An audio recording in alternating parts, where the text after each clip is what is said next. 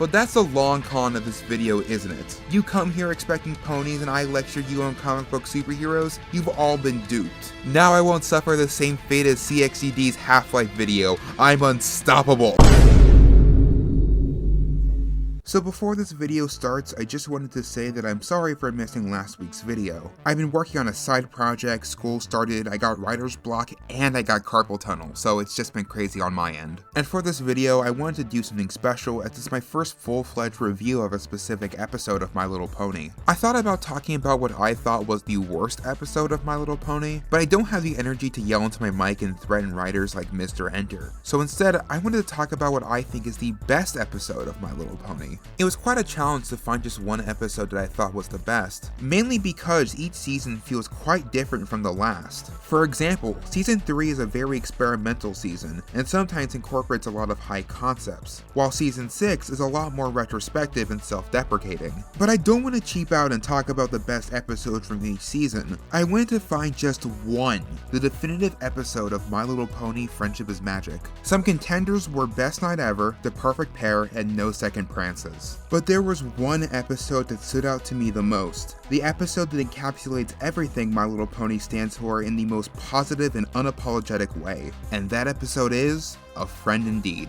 A Friend Indeed, which aired on February of 2012, is the 18th episode of the second season of My Little Pony Friendship is Magic. Though there was only a 4-month gap between seasons 1 and 2, the show would gain an unexpected adult following of fans we all know and love as the Brony fandom. The phenomenon began in the most unlikely of places, on the message board website 4chan. 4chan is infamous for being the last bastion of the internet Wild West, with conversations ranging from saving cats to peddling alt-right conspiracy theories. It wouldn't be long until animation enthusiasts on the board set their sights on My Little Pony Friendship is Magic, which was immensely mocked even before its release, with many recounting bad memories of being forced to watch older incarnations of the show with their younger sisters. Eventually, it became a big enough meme that members of the board took to the premiere of the series to watch it ironically. But as we all know, that ironic enjoyment didn't last long, as the show was able to break through the icy hearts of the 4chan viewers, and the rest is history.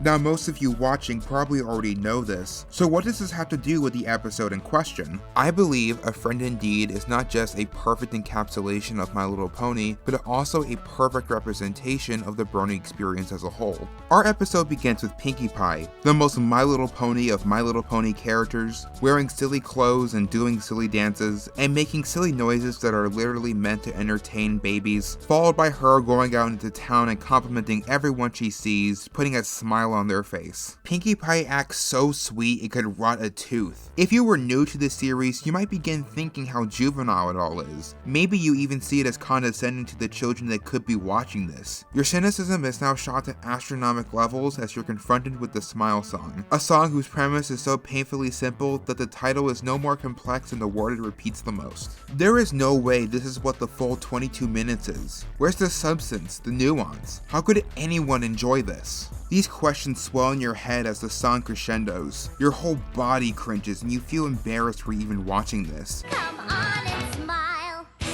This is you, or at least what the writers expect some of you to be like. If Pinkie Pie is established to be the unstoppable force, then Cranky Doodle Donkey is the immovable object. A pessimistic old donkey who can't even bring himself to smile even when given unconditional kindness. If you were in that pessimistic group and you didn't recognize the mirror the show was holding up to you, then that's good, because Cranky has now served a second purpose, getting you invested. Here you have a character that is the complete antithesis of the tone leading to this point, one who is directly adverse to the same things you were also annoyed with. Now Cranky's become a sympathetic character, one you'd want to try to figure out how someone so similar to yourself would handle the situation if confronted with it directly. This show has now given you an open invitation to engage with you if you are willing to engage with it. Cranky is a character whose pessimism is what ruined his life, someone who had become so caught up in trying to find his lost love that you can physically see how drastically that aged him. It's natural for all of us to experience hardships that fall follow us for our whole lives, but it takes a certain amount of apathy to reject any new joy that you can experience. Cranky has made his life meaningless without Matilda, the girl he'd been searching for before he eventually decided to give up and settle down.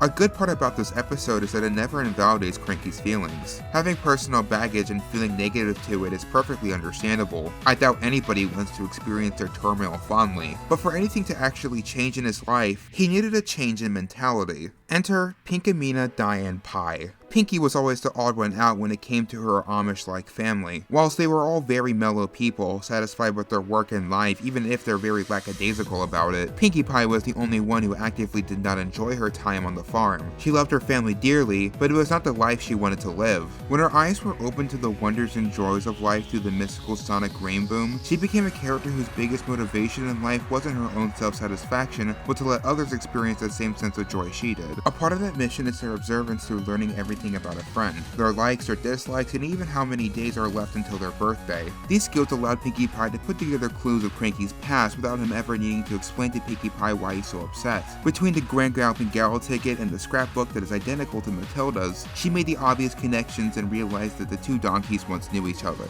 Hey, Editor May here. I forgot to mention before that Pinkie Pie knew Matilda leading up to this point. Whilst Pinkie's optimism and persistence for being a provider of joy helped repair a relationship in a single day, Cranky's pessimism and negative assumptions resulted in him hastily missing the message his love left for him, resulting in his years-long surge that only made him more and more burnt out.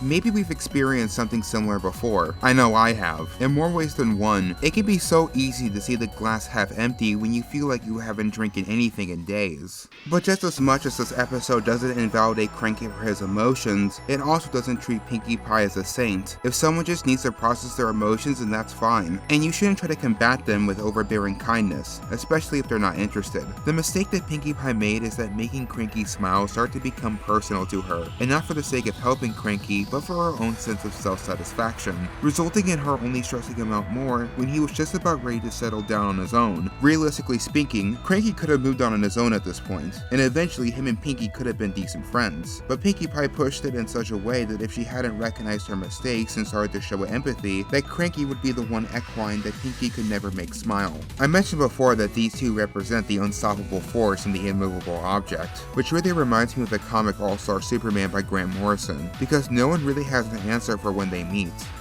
Well, what if they surrender?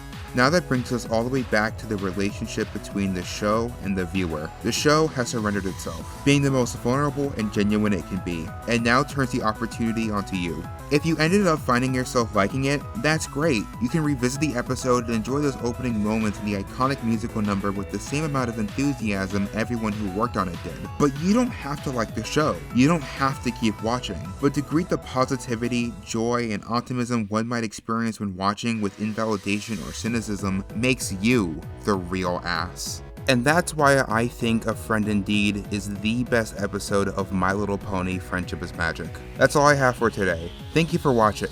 I've been May and I will see you next time.